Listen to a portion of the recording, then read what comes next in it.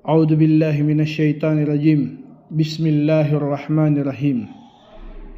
Mga magulang at mga kapatid sa pananampalatayang Islam, kabilang sa pinakamataas o pinakamainam na karunungan ng Allah subhanahu wa ta'ala ay paglikha niya sa mag-asawang lalaki at babae. Ito ang matinding karunungan ng Allah subhanahu wa ta'ala na pagkalikha niya sa mag-asawang lalaki at babae. Sinabi ng Allah sa banal na Quran, wa annahu khalaqal zawjayn dhakara wal untha. Sinabi ng Allah, at sa katunayan, siya ang lumikha ng mga mag-asawa, lalaki man at babae. At ginawa ang ugnayan sa pagitan ng lalaki at babae bilang sama-samang relasyon kung saan nabubuo rito ang gusaling itatayo at ang mga henerasyon ng sangkatauhan ay magpapatuloy. Sinabi ng Allah sa banal na Quran, ya ayuhan nas, ittaqu rabbakumul ladzi khalaqakum min nafsi wahidah wa khalaqa minha zawjaha wa batha minhuma rijalan katiran wa nisaan wattaqullaha alladzi tasaaluna bihi wal arham innallaha kana alaykum raqiba.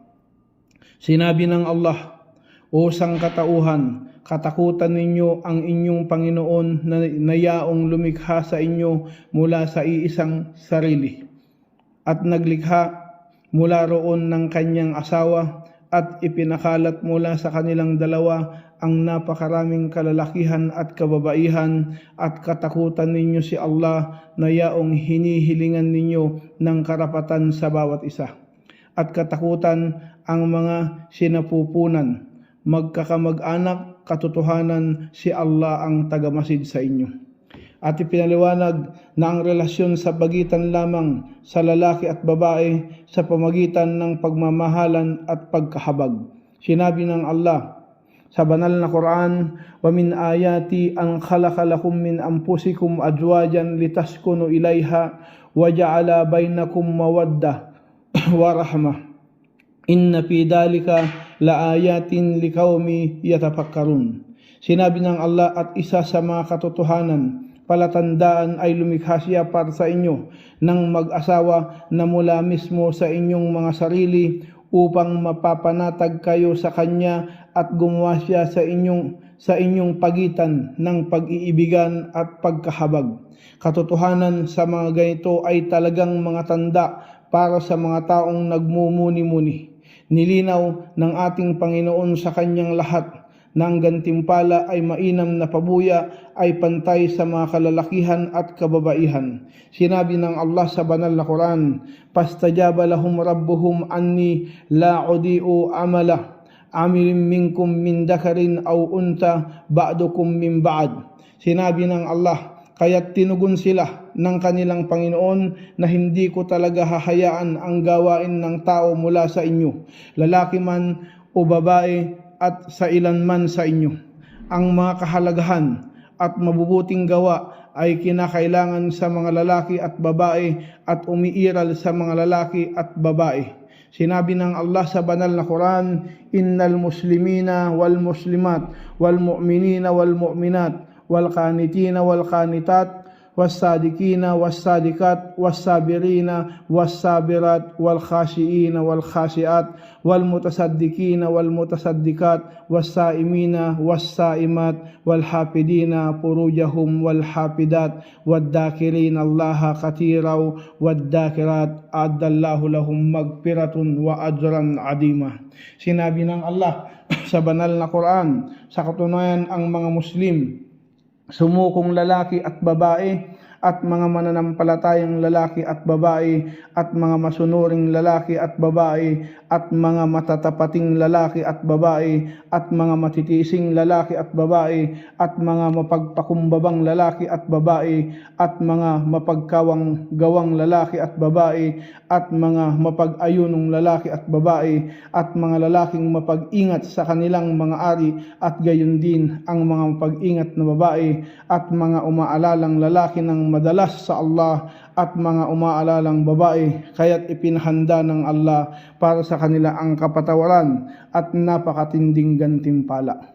At pinuri ng Allah subhanahu wa ta'ala ang dalawang mararangal na babae at binanggit silang dalawa upang maging halimbawa at huwaran sa lahat ng mananampalataya, lalaki man at babae. Sinabi ng Allah sa banal na Quran, وَضَرَبَ اللَّهُ مَثَلًا لِلَّذِينَ آمَنُوا امْرَأَتَ فِرْعَوْنَ إِذْ قَالَتْ رَبِّي ابْنِ لِي عِندَكَ بَيْتًا فِي الْجَنَّةِ وَنَجِّنِي من فرعون وعمله ونجيني من القوم الظالمين ومريم ابنة عمران التي أحسنت فرجها فنفخنا فيه من روحنا وصدقت بكلمات ربها وكتبه وكانت من القانتين. Sinabi ng Allah, at naglahad ang Allah ng kasibahan para sa mga taong sumasampalataya hingil sa awa ni Firaun. Nang kanyang sinabi, O aking Panginoon, tayuan mo po ako ng isang bahay sa iyong piling sa paraiso at iligtas mo ako laban kay Paraon at sa kanyang gawain at iligtas mo po ako mula sa mga taong mapang-api at kay Maryam na anak ni Imran na yaong umingat sa kanyang puri at sa ihinipan namin rito ang ng aming kaluluwa at niniwala siya sa mga salita ng kanyang Panginoon at sa mga kasulatan at siya ay naging kabilang sa mga masunurin. Mayroong mahabang kabanata sa Quran ang Surah An-Nisa at isang kabanata na ipinangalan kay Maryam, sumakanya nawa ang kapayapaan at pagpapala ng Allah. Kaya ganun mga kapatid sa pananampalatayang Islam na ito mga talata ng Allah subhanahu wa ta'ala na nagpapatunay patungkol sa kanyang mga nilikha, kababaihan, kalalakihan na kung saan sadyang ang relihiyong Islam ay napakadali. Ang ilang mga bagong Muslim ay maaring makaranas ng isang malakas na pagtulak na pagsamba at isang pagnanais na makabawi para sa mga gawain ng pagsunod ng kanyang nakaligtaan. Kaya susubukang pagtagumpayan ang mga yugto at paikliin ang mga ito na humahantong sa ekstremismo at pagkapagod ng kaluluwa hanggang sa puntong hindi na nito kayang magpatuloy. At sa oras na ito, dapat nating malaman na ang relihiyong ito ay madali at ang Allah ay sadyang napakabanayad na minamahal niya ang kahinahunan sa lahat ng bagay. At ipinagbabawalan tayo ng ating propeta sallallahu alaihi wasallam na magsagawa ng higit pang mga gawain sa pagsamba kaysa sa ating makakayanan. Inulat ni Aisha radhiyallahu anha na sinabi, katotohanan na sinabi ng propeta Muhammad sallallahu alaihi wasallam, kanyang sinabi, Aqlafu minal amal ma tutikuna fa innallaha la yamallu hatta tamallu wa in ahabba amalin ilallah adwamuha wa in qalla. Sinabi ng propeta Muhammad sallallahu alaihi wasallam, gawin ninyo ang mabuting gawa sa abot ng inyong makakaya sapagkat ang Allah subhanahu wa ta'ala ay sadyang hindi nagsasagawa hanggang sa kayo'y magsagawa at sa katunayan higit na minamahal na gawain ng Allah ay ang palagian kahit ito ay kaunti. Isinalaysay ni Abu Dawud at itinama ni Albani. At nang tinanong ang mensahero ng Allah subhanahu wa ta'ala kung ano ang higit na minamahal sa Allah sa gawain, kanyang sinabi, at sa katunayan, higit na minamahal na gawain ng Allah ay ang palagayan kahit pa ito ay kakaunti.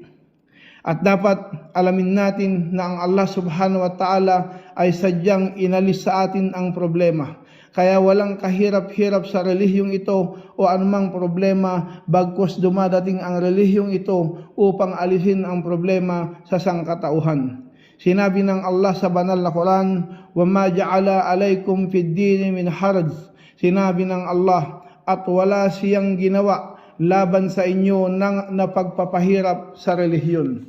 At gusto ng Allah subhanahu wa ta'ala sa ating lahat na maging madali, na sinabi ng Allah sa banal na Quran, yuridullahu bikumul yusra wala yuridu bikumul usra. Sinabi ng Allah, ninanais na pagaanin ni Allah para sa inyo at hindi siya nagnanais na pahirapan kayo. At hindi siya nagnanais na pahirapan kayo. Talagang ginagabayan tayo ng mensahero ng Allah subhanahu wa ta'ala sa pagiging balanse sa paggawa ng mga karapatan. Kaya sinabi sa atin na kung saan sinabi ng sugo ng Allah subhanahu wa ta'ala, inna li nafsika alayka haqqa la walirabbika haqqa walidayfuka haqq alayka haqqa wa inna li ahlika alayka haqqa fa'ti kulli di haqqin haqqa. Sinabi ng propeta, katotohanan, ang iyong sarili ay merong karapatan sa iyo.